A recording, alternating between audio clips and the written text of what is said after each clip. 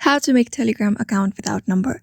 Therefore, Telegram is an app where you need to use your number in order to sign up. So if you don't want to use your own personal number, let's say you don't want to use your personal number in order to create a Telegram account.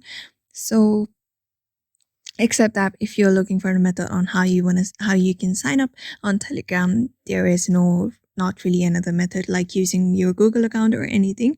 So what you can do is just create another account by using a virtual number that are available on browsers.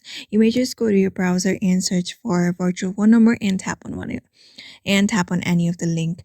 After that, just choose the country you want to create your account from and search for a number, a number which is free to use. Just copy the number and paste it. After that, you should be able to receive a code. Don't worry, you'll be receiving the code as well as from the same website that you just copied your number from, and you may use that code in order to create a new account on your Telegram.